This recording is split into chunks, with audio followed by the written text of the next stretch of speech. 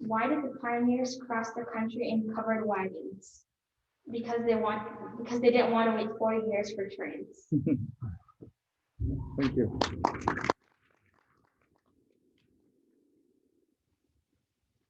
Okay, next our word master is Akil.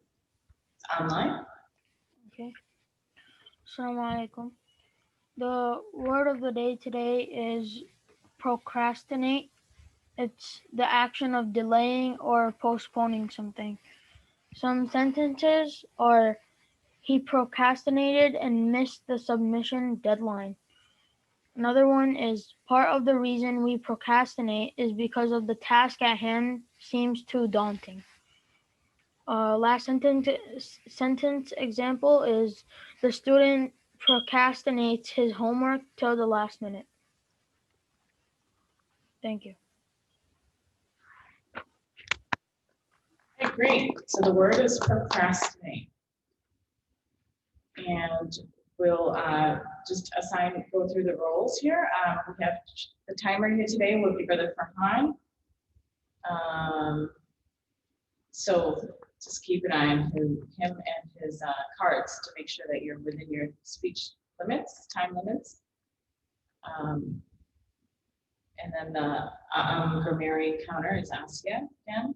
So we'll begin with speech number 1. Brother Riaz. Mohammed Riaz has been working as a manager at Capgemini. He's in the IT field for around 20 years. He has 3 kids, 2 boys and a girl. He does volunteering at ICW, Economic Relief. He is currently a board member of the Tamil Muslim organization, which provides scholarships to needy students in India.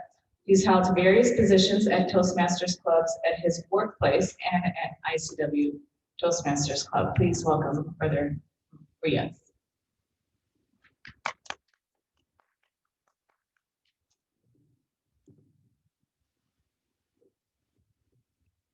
Thank you, Sister, for a wonderful introduction. Okay, my speech is going to actuarial science. Actuarialism. How many of you here in this know about this? Anyone knows? Okay. Anyone heard about this? One people. So that's why I'm here to speak about it. So, actuarial science is about math. Is a math to assess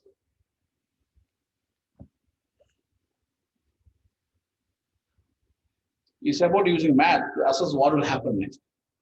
To find out, for example, the systematic study of the insurance data, actual systematic study of the insurance data, that is, data that relate to the morbidity. Actuarial science, the systematic study of insurance data, that is the data that relate to morbidity, health assessment, that's called or mortality, risk of death, or financial loss due to an adverse event. It's especially applicable to the insurance company, since it can help insurance companies determine how much money should be held in reserve to ensure that valid insurance claims can be paid.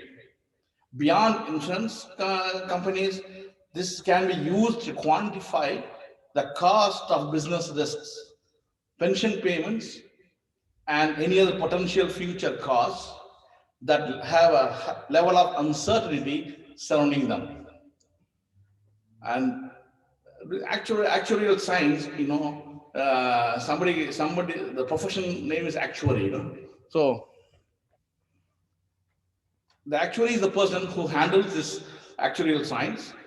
He's a business professional, like an IT or other professional, whose job involves consistently and accurately predicting the likelihood of misfortune in the midst of uncertainty and its potential financial cost. Actuaries analyze trends in the past experience and make reasonable assumptions when there are no reliable data, so as to develop a model of what the future may look like. This is then used the design and pricing of insurance products that serve our needs for financial stability and protection against losses. Actuaries help to ensure that there are sufficient financial safety nets to guard against financial calamities.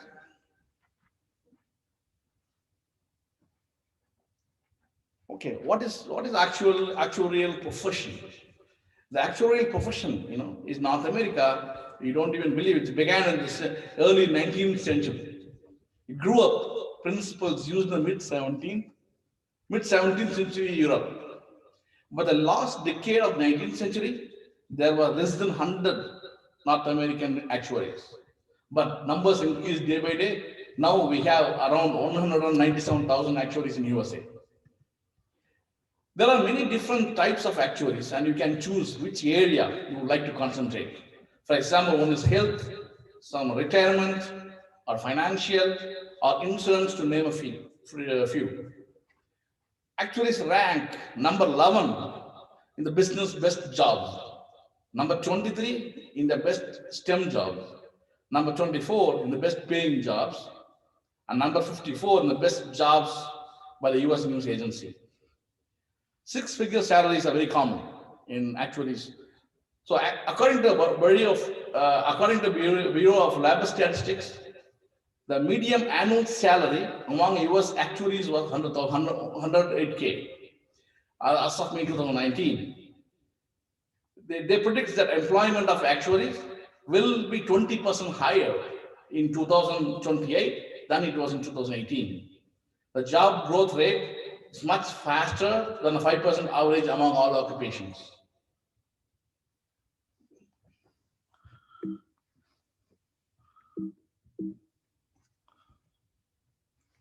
Next slide.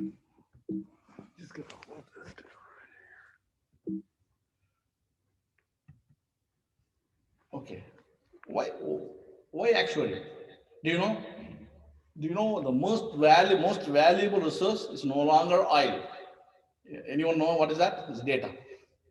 Unlike oil, data cannot be burned to produce momentum. Recent development data science causes actuaries to look up for data in a different way to predict costs and expenses. For example, in the life insurance, automated underwriting removes the need for intrusive medical tests, which take weeks. Right? If you can move faster than our competitor, you're more likely to win the client, especially today when the people expect immediate results. Speeding up clients processing by using the images uploaded from the mobile phones provides a much better customer experience. It reduces the time it takes to settle a claim, which also lowers cost and fraud. Devices that track customer behavior, for example, driving style or number of steps per day, can result in lower premium for the customer, because the risks the insurer and the individuals are exposed to are very low. Each of the examples is customer centric and all data dependent. As you can see, nowadays, all the insurance companies are offering, free device which you can put in the car, so that they can track you where you're going. Same way, they give the free Fitbit, just to track your health, just because they want your data. That's it. So to analyze the data and come up with for more discount for the customers, and also they can increase, the customers who are, more health, who are very, very bad health conditions and everything like that. So, and they are not doing regular exercises. Next one is what actuaries do, what they're doing.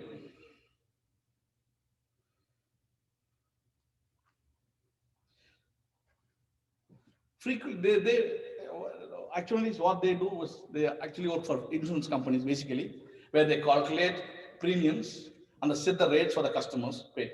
But they also commonly work for pension funds and the retirement planning programs. They can assist any profit or non-profit organization or any government agency that is evaluating the potential financial costs of a catastrophe and attempting to mitigate the harm that such an event might cause. And they often provide critical information to executives making difficult decisions. There are actual positions for the introverts, extroverts, people who like to talk and work with people who like to travel, people who want to stay home, people who only want to work with numbers. The ability to listen, understand, and what others are asking so that they can provide them with the answers that are relevant to their questions. The job satisfaction. This is very important. Here, the job with low stress level, good work-life balance, and the long prospects to improve, get promoted and earn a higher salary would make many employees happy, right? There are three things. Upward mobility is above average. And stress level is just average, is very, very low compared to other jobs. And flexibility, alternative work arrangement. For example, you can work from home, you can work remotely, you can go anywhere else. You don't even believe, work from home started when the IT comes into picture. But actually, this question happened like long, long ago before even IT came to the picture. How do I know? How do I know about actuary? And back in 2001, I happened to do an IT project in an organization called Society of Actuaries. That was a non-profit organization. I learned about their profession, their job, and their job satisfaction. And it was that time I feel that there was no actuaries back in the developing countries like India, Pakistan, and Bangladesh. Now it's coming up, and universities started to offer the degrees in the field of actuary right now. A lot of industries everywhere around Chicago area, everywhere they are started offering the actual degree for actuaries. Before 2000, people started the actuaries career just with the math degree, just with the math degree. And the organization like SOA, trained them and for the job opportunities at the actuaries level. How to become a actuary?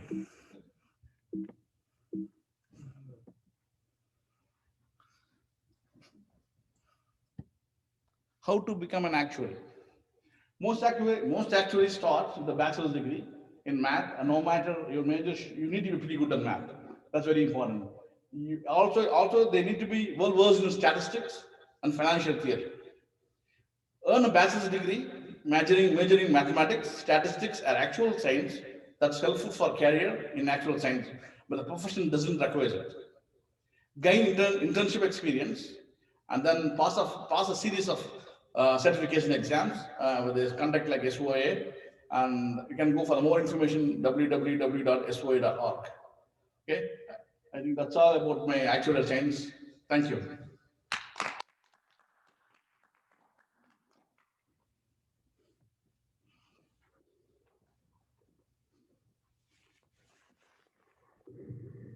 Thank you, Brother Riaz. Now we know a lot more about actuaries. Thank you. Next, we have Hakeem Hussein. He's a sixth grader at Hadley Junior High. He is doing this icebreaker speech as part of his Boy Scouts program as well. And we actually need an evaluator for him. We didn't get anybody. So is anybody online or here want to evaluate? Would you like to? Okay. Sarah, what you doing? I know we need one for, it was there actually. Aslam, you want to evaluate? You're going to evaluate? Oh, Hakeem, all right, sounds good. You're going to evaluate each other's speech. Perfect. All right, please welcome Hakeem Hussein.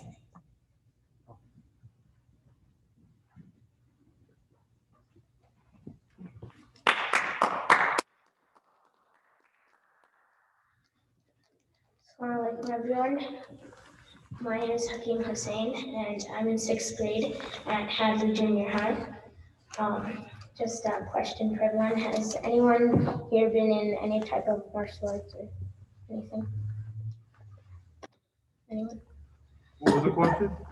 Has anyone been in any type of martial arts? Oh. Okay, so like that many people, but it's fine. One of my hobbies is karate. I'm in karate, and I'm a second degree brown belt. And yeah, so I go to Coach Muhammad's dojo. So Some of my other hobbies are soccer, running, art, and pretty much any sport. I like being outside and doing sports and things. My favorite color is green, and I've lived here in Chicago my entire life, and I was also born here. Me and my family, we also love to travel. We've been to 49 states, and out of the 49 states, my favorite state has been Alaska.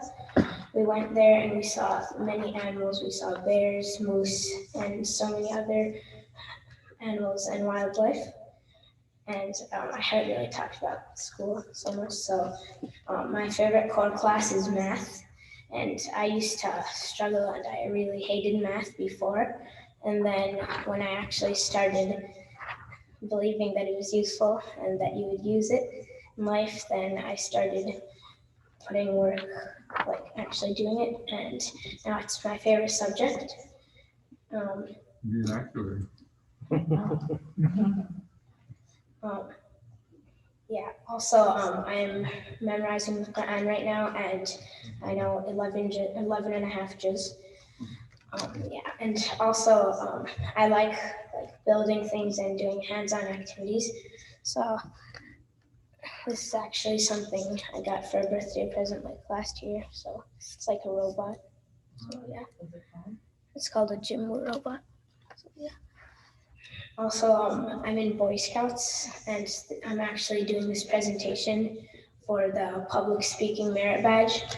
That's why I'm doing this icebreaker speech. And yeah, so now you know a good amount of things about me, and I can't wait to learn some things about all of you guys. Thank you.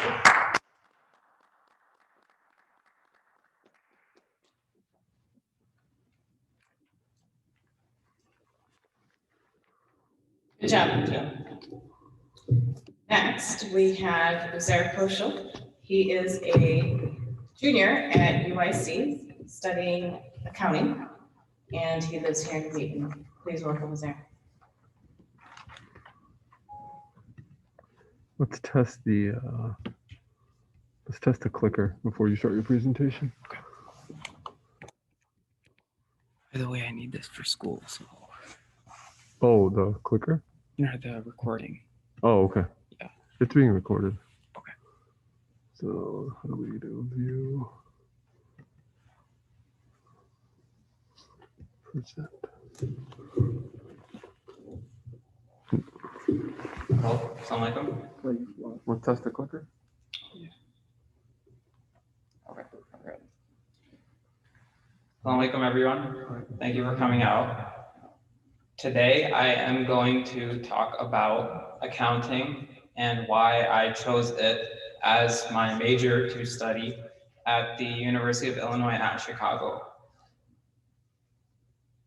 And I'm sure that you can all tell by the title, I'm also a man of puns. I love puns and like dry humor and jokes along those lines. So accounting is fantastic.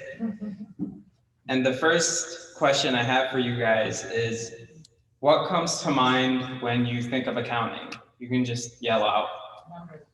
Garbage. Okay. What was that? Garbage. Okay. Anyone else? Balance sheet. Okay, very good. Anyone else? Excel. Okay, very good. So those are all valid things that accountants do. And so a picture that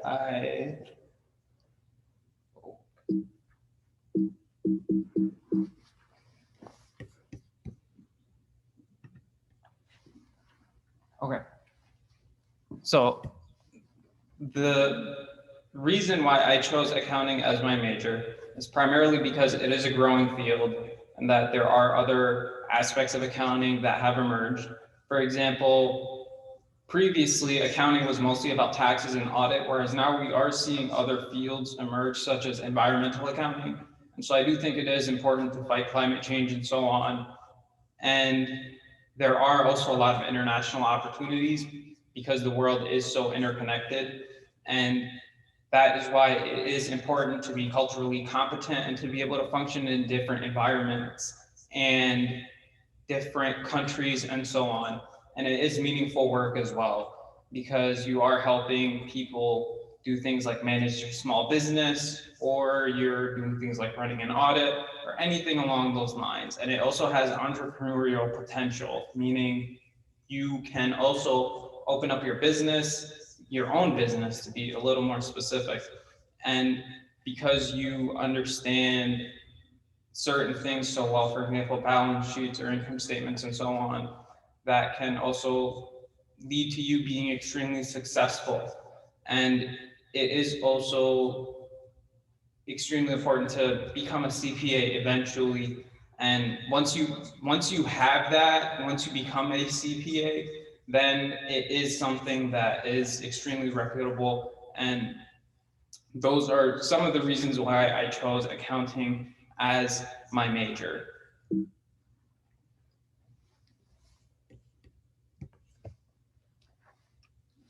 And so going back to the question that I had asked earlier, this is a lot of what you guys had yelled out, things like journal entries, balance sheet, bank reconciliations, and all those other basic things. But I'm not necessarily here today to talk to you guys about how assets equal liability plus owner's equity and all those other things. I actually wanted to talk to you about how the field has evolved and what I am doing to adapt to it. So this is a picture of an accounting firm long ago, before computers were ever used. And so I'm sure that all you guys can see that it was all paper, everything had to be prepared by hand. And so that's why at that point, it was extremely important to understand the importance of being able to put together a balance sheet, knowing different revenue recognition techniques, and all that other stuff. So how do you guys think accounting has evolved? Based on this picture and versus what you see today, how do you think it has evolved? Okay, very good. Very good. I don't think it's changed very much. Okay. We'll see. So the second question I have for you guys is that, so no doubt it has gone more and more paperless, and that it is much more advanced in that sense, is that now we're seeing a lot of cloud-based companies like QuickBooks come out with their own softwares. And the biggest benefit of that is that you don't even have to have the software downloaded on your laptop. You just have to be able to log in anywhere where you have an internet connection. And so it's much more efficient. And the best part about a lot of these softwares is that they do, in one sense, the hard work for you to a certain extent. The software helps you essentially prepare a profit and loss report or a balance sheet, and it does the adjusting entries for you and all that stuff. So my next question for you guys is, what is the most valuable asset on earth? Data. You're close, not exactly. Anyone else? Okay, so the next question I have is that, what does the digitalization of accounting mean for professionals? Like, well, I'm not technically a professional yet, I'm still a student, but I'm sure you all get the point. Right, so you have less time to do a lot more. And to answer the question that I had asked before, the most valuable asset on earth is human capital. So that includes skills, knowledge, or other intangible assets that can be used to create economic value for individuals, their employers, or their community. Yes, data, no doubt, is important, but knowing how to interpret the data is also extremely important. Understanding the difference between data and information and being able to put the data to use in a meaningful way is what is more important than just simply being able to put together a profit and loss report. Because at the end of the day, when you look at the income statement and you see whether you earn more money or you lost money. You have to know how to interpret those different things and how to bounce back from it or bounce forward. And so that's why it's important that instead of focusing on just being able to do things like the profit and loss report and so on, it is important to develop skills outside the classroom, because no college course can provide you the required skills to succeed in the workplace. And that is also an extremely big benefit of Toastmasters, and being able to meet people from different backgrounds and being intellectually diverse, and also doing a little bit of reading on the side. And you have to think when you read as well and see problems as opportunities. You have to contextualize different ideas and so on. And so I'd just like to end with this quote, partially because the Lakers won, but everything negative is an opportunity to rise. And so as a college student, I am struggling right now, and everyone is to a certain extent, but you also have to look at the positive side of things, is that everything negative is an opportunity to rise, and that whenever you're down, that only means that you can go up. And so that is why I chose accounting as my major, and that is also what I have done to adapt to that change. And that is my speech for today. So thank you for your time and your attention.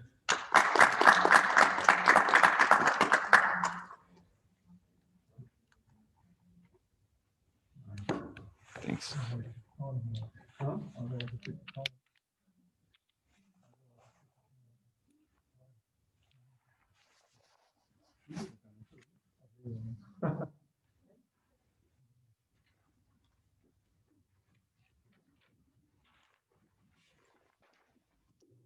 Perfect, thank you, Zaire. So actuarial and accounting, both with the numbers, thank you. Good job with the math. Next, we have our table topics portion of our meeting today, and that would be led by Sister Noreen. She is a senior financial analyst. She's currently doing a master's in counseling from Northwestern University, and she also runs a mental health nonprofit organization. Please welcome Noreen.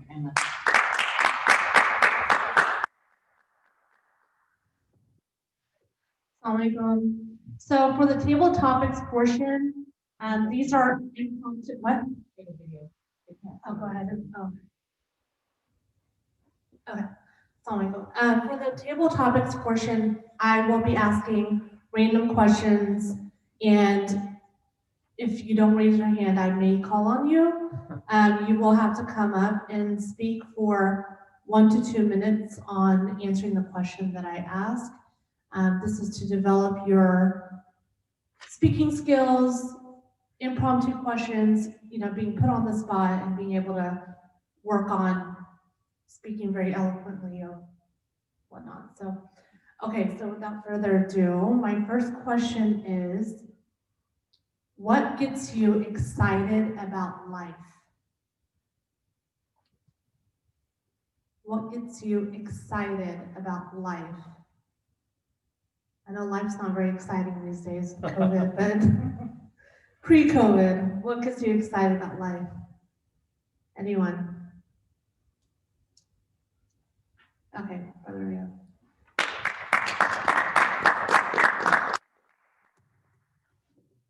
Life is a journey, first of all. Life is a journey. So we have to take whatever it comes.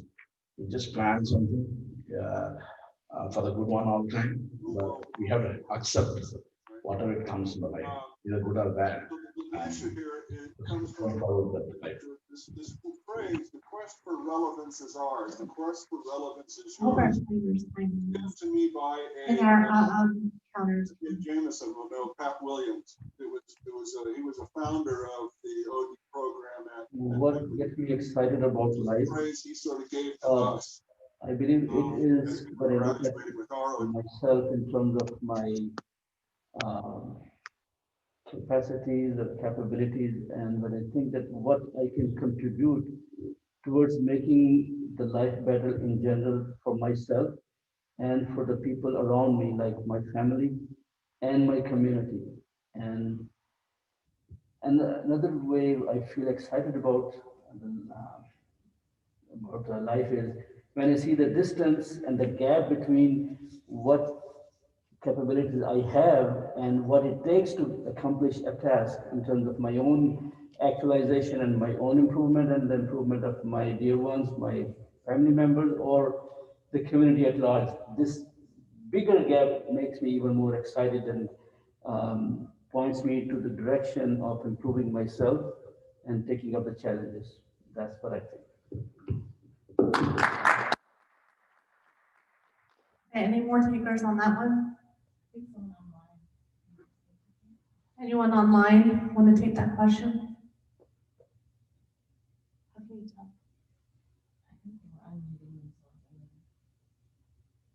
Okay, all right, then we'll move on to the next question if no one's. Their names are up there if you want to pick on someone. Okay, that's okay. I'll go to the next question and we'll go from there. Okay, what is the main lesson you have learned from the last year? A lot's happened in the last year, especially with Corona. What's the main lesson you've learned from the last year?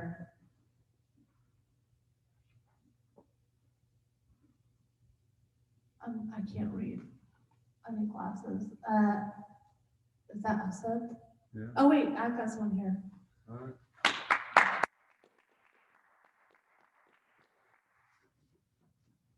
One major lesson I learned about this for the past year is that life doesn't like go wherever you want it to be, especially with Corona. Nobody expected it to come. Things just change out of nowhere. And now life is different, like work or school or jobs and stuff like that is like mostly online, or you go like less to like school or work in time. And so the major lesson I learned is that when life just takes a turn, you have to like take a turn with it and you have to like adapt and yeah. Very good. Thank you. Okay, I was calling on Brother Asad online. If you can answer that. What is the main lesson you learned from last year? Assalamu alaikum. Accepting Allah's decree is one, which a lesson that I think we all already knew, but the last year has helped reinforce it. Another is maybe the fragility of the American political process is another lesson.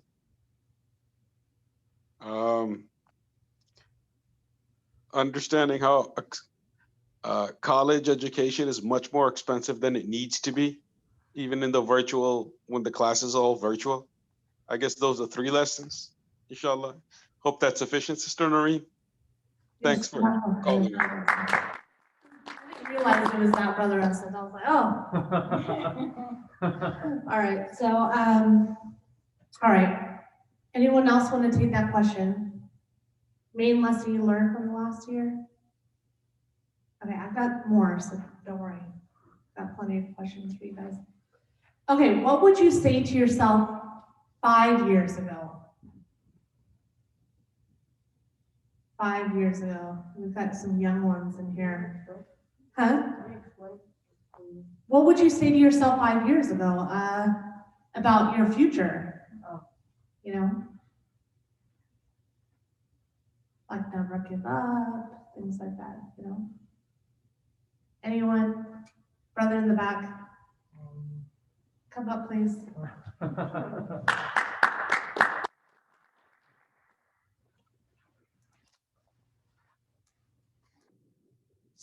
Okay, so 5 years ago, I probably would have said to myself that how do I adjust this? Okay. So 5 years ago, I probably would have said to myself, because I was a freshman in college at the time, that there's a lot of different things about college that high schools, well, the public education system in the US doesn't necessarily prepare you for. So you have to do your own research in addition to, besides just listening. to what other people have to say regarding like what college was like. So that's what I would say 5 years ago, to myself 5 years ago when I was entering something like college. Yeah, thank you. What would you say to yourself 5 years ago?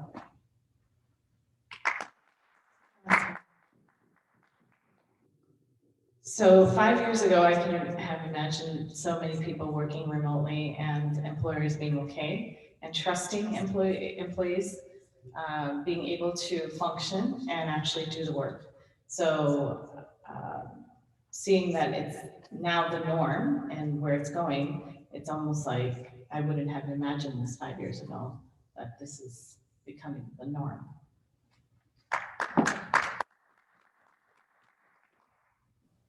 Okay, any Hey, other Noreen, I'll go. leaders? Noreen, can you hear me?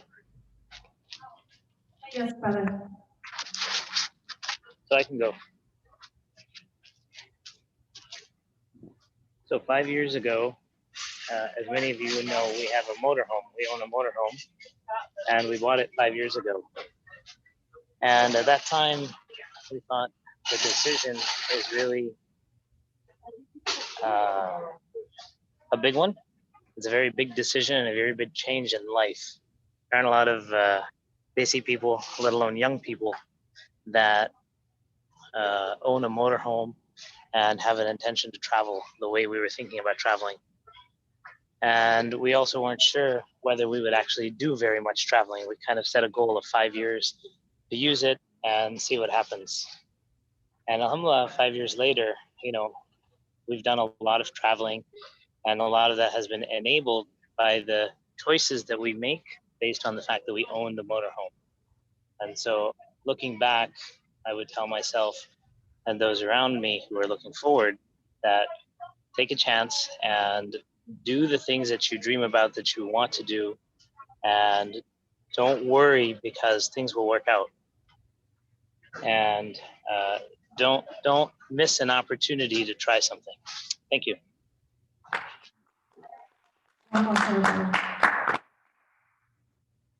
You know, I've always wanted to live in one of those tiny homes. Yeah.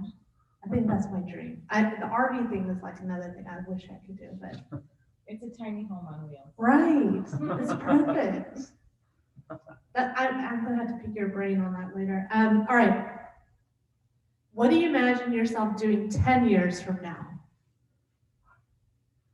What can you imagine yourself doing 10 years from now? Oh, we got so young. Whole life ahead of us, inshallah. 10 years from now, I imagine myself being a professional soccer player and yeah. Or if that doesn't work, then being an inventor. So that's what I imagine myself 10 years from now. Inshallah. How old will you be in 10 years? 21. Oh. Anyone else 10 years from now? What do you imagine yourself doing 10 years from now? Yes.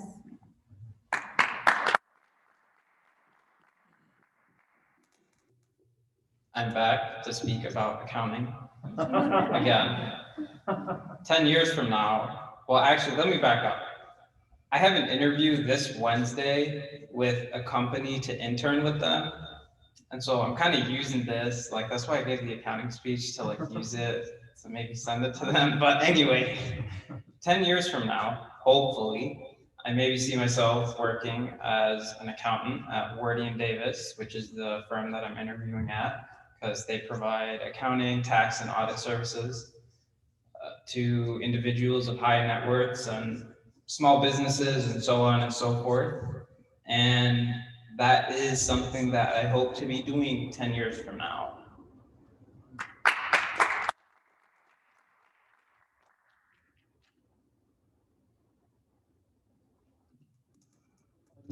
We'll come to the question of 10 years from now later, but first I would say that what I was thinking 10 years back from now. An interesting thing is that what I'm doing now is what I was thinking that I should be doing 10 years after that was 10 years back.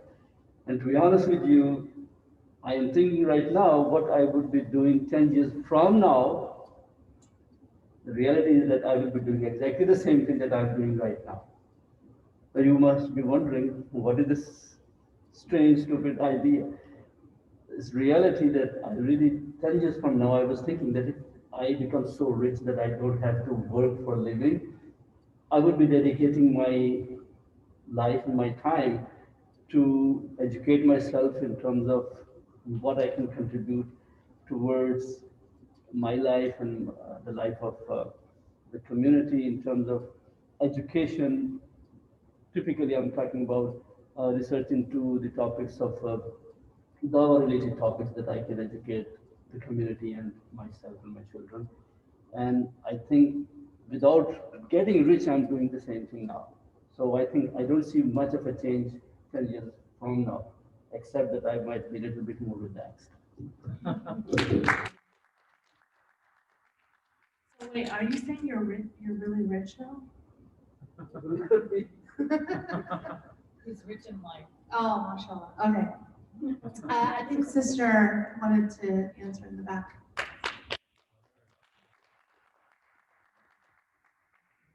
Yeah, awesome. 10 years from now, I want to be an artist, and I also want to own a horse, if not a bunch of horses. How old will you be in 10 years? 23. Oh, mashallah. I think there's somebody online. Someone online want to answer that. What you want to, how you imagine yourself 10 years from now? Yeah, it's awesome. I can take this one too. Can you guys hear me? Please do.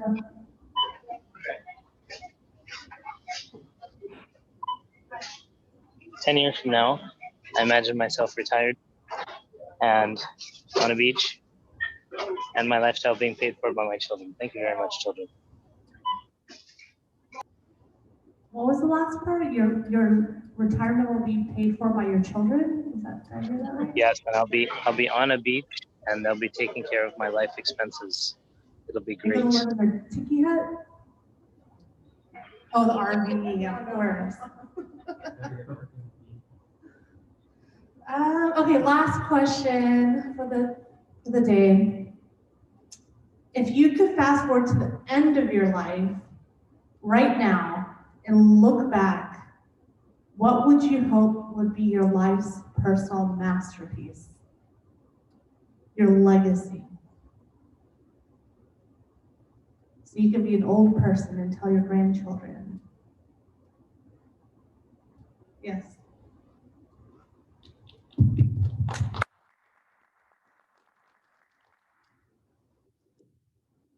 My legacy would be that I survived the pandemic and that 2020 is very difficult and you should always listen to me. Thank you.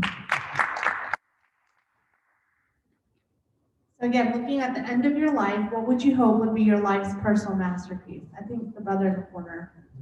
Yes.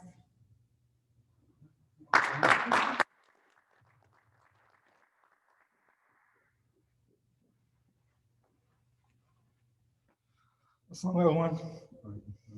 Actually, I just don't want to do accounting work. If I'm getting old, retired, I look myself back. I don't want to do accounting work. I don't know why I was there, wants to do accounting, but it's too boring and it's not fun. When you do reconciliation and manual work, trust me, you're gonna feel your hair. That's what I do every month. I cry. I don't know why I want to do accounting work. I always think that I should be able to transition my career to something else, like maybe in IT, that could become like AWS solution architect or something like that. So. Thank you.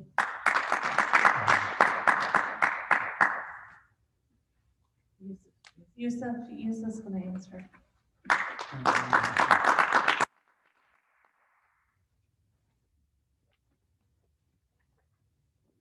So, for me, let's see, since I want to become a soccer player, and then if that doesn't happen, I want to become an astronaut, and inshallah, be the first person to land on Mars. my legacy, I would try like kind of like Muhammad Ali. He was like a famous athlete and everything. And then through that, he tried to spread the message of Islam. So I want to try to do something similar and have that be my legacy. And then so people don't only remember me as like an astronaut or as a soccer player, but then also like they're brought more closer towards Islam through that.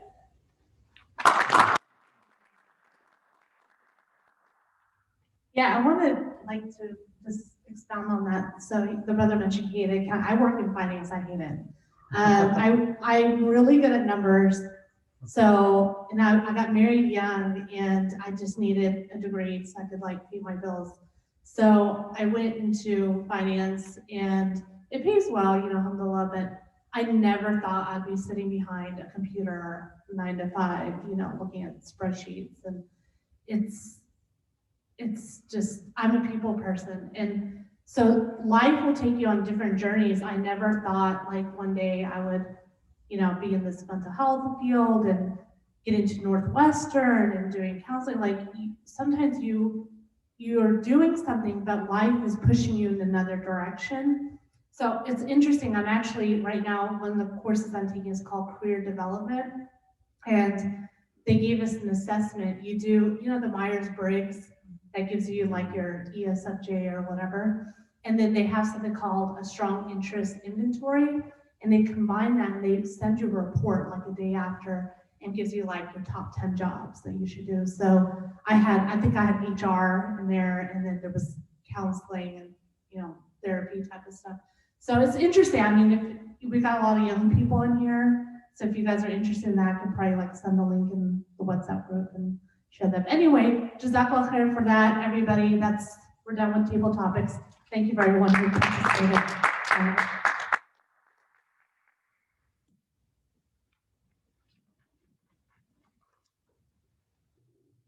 Jazakallah khair, Noreen. And next we'll have the general evaluator, Usaid, gives an evaluation.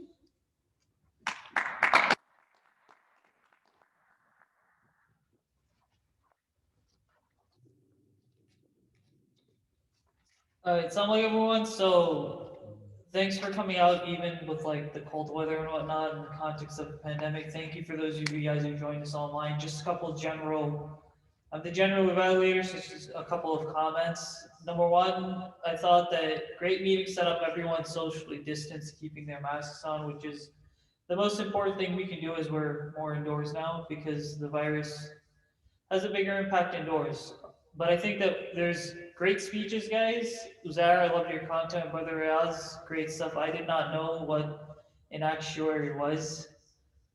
Hakeem, awesome speech as well. Great job by all the evaluators, because I saw everybody kind of taking notes, which is why I sat where I did. I think that there's always something that we can improve on, because every meeting is an opportunity to improve on something. For us, we need to work on starting on time.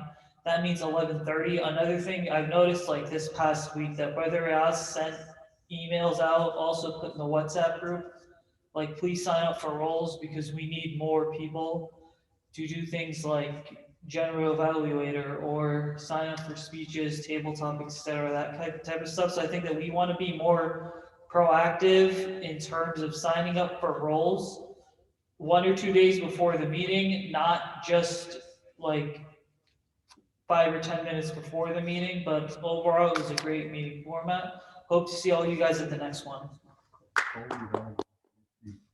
What's up? You have to call up the evaluators. Okay. So next I'm gonna call up Brother Haris to evaluate Brother Riaz's speech.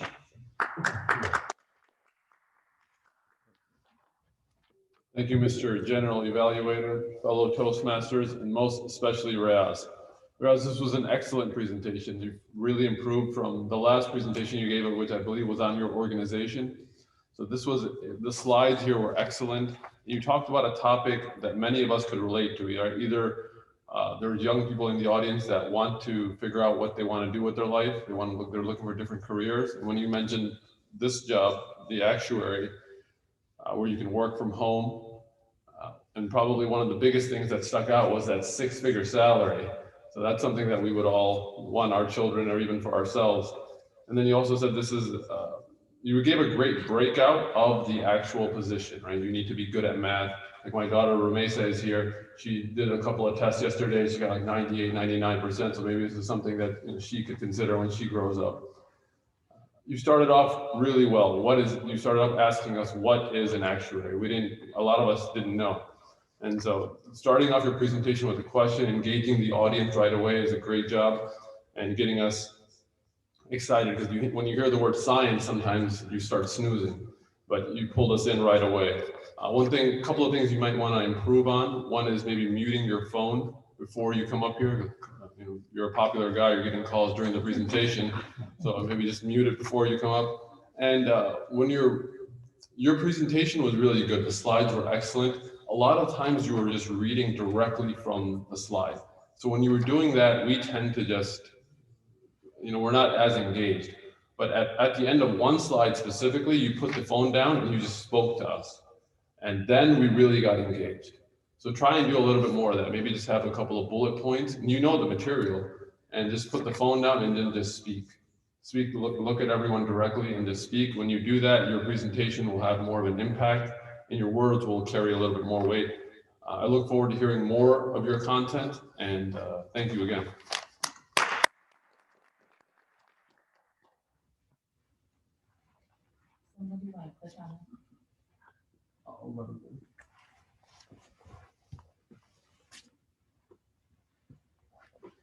Jazakallah khair, Brother Haris, for the awesome evaluation. Next, we'll have Uzair come up, who evaluated Hakeem's speech.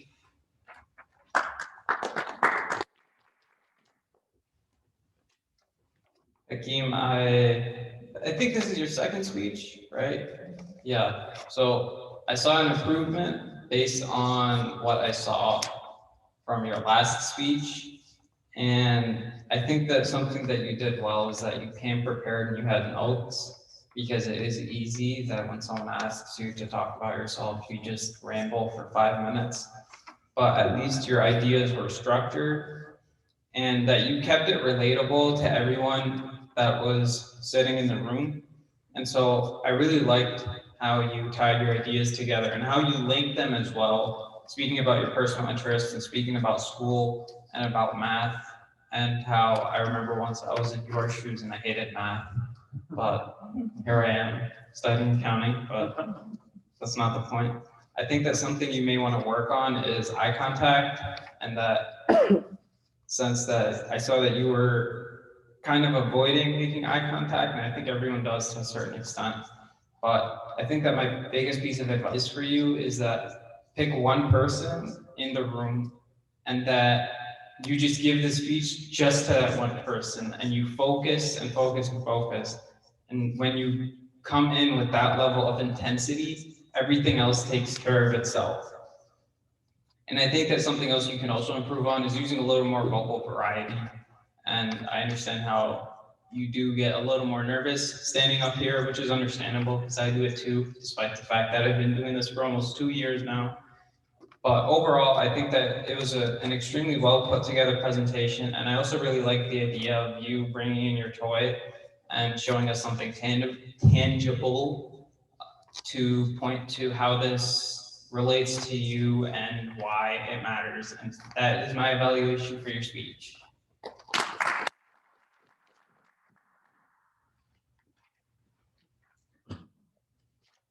Finally, we'll have Hakeem come up to evaluate Uzair's speech.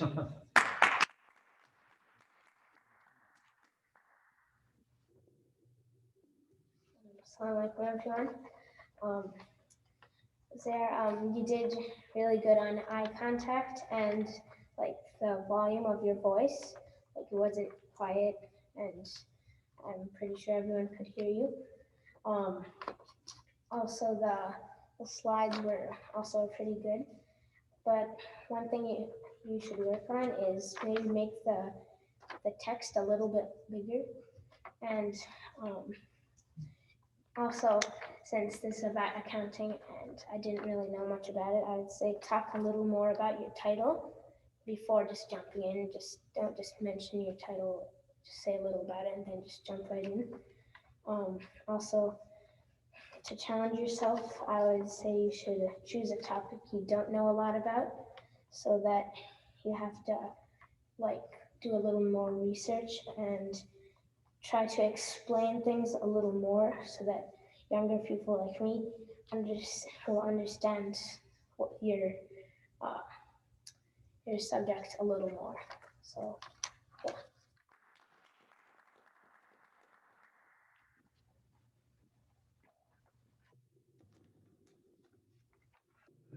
That concludes the evaluation portion for today's meeting. I'd like to call our Toastmaster sister Asma next. Okay, next we'll have Asya here for the grammarian counter remarks.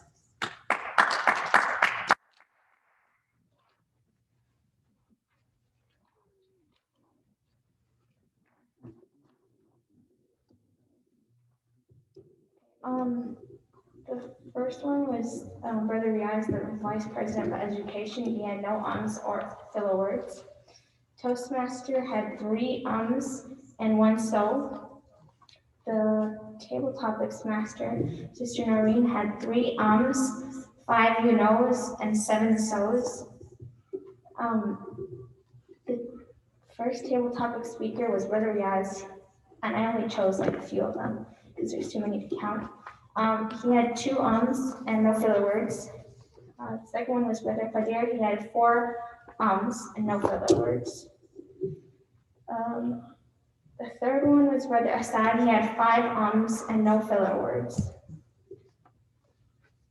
And Yusuf, he had 1 4 likes, and 2 so's. And speaker 1, Brother Riaz, he had 11 ums, 9 you knows, and 1 so. Speaker 2, Hakeem, had 12 ums and 2 so's. Speaker 3, Brother Uzair, had 1 and 9 so's. The general evaluator, Brother Usaid, had 2 so's and 2 likes. This evaluator 1, Brother Harris, had 4 ums and 2 so's. Brother Uzair had 2 ums, 1 so. Hakeem had 5 ums and 2 likes.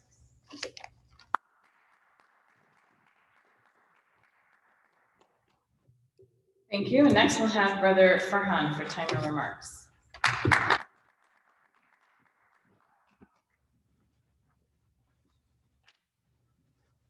So Brother Riaz, it's like a timer almost 5 minutes. He went over like 10.33 seconds. And Brother Hakeem, he went under 2.48 seconds. And Uzair, it went over 8.21 seconds. And you were the Harzbai, like 2 minutes, you're on the time. And Uzair, you're 2 minutes too as well. And Hakeem, you're under time, 1 minute and 5 seconds. And we have a lot of table topic guys, so I don't know that most of the name, so I'm sorry.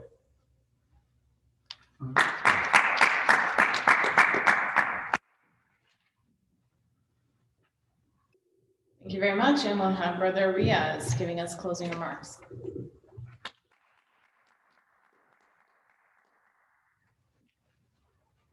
Thank you everyone.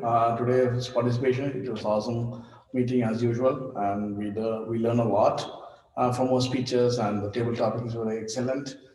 And there are some things which we need to improve upon, like for us, general evaluator said, like please sign up for the roles before you come here. And some roles, take up anything, grammarian or any roles, whatever. Please don't come without any roles taking up here.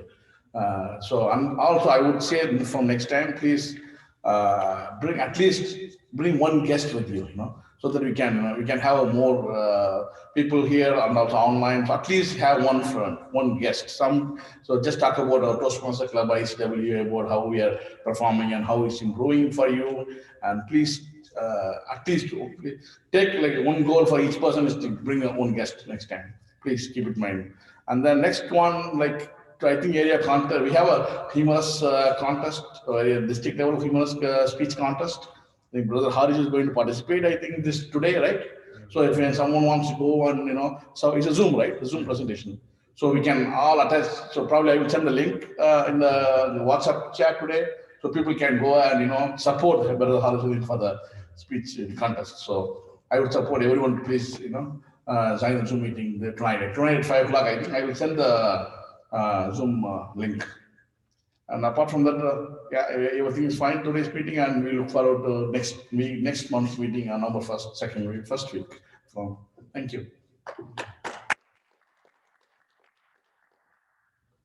Meeting is adjourned, right? Yeah, if you want to ask the guest how they thought of it. Yeah. Hello. Any guest have any questions on the online? Mushtaq, do you want to answer some questions? Do you want to have some table topics? Can I ask you some questions? There's some messages on your chat. Oh, okay. That's just me, that's okay. That's okay.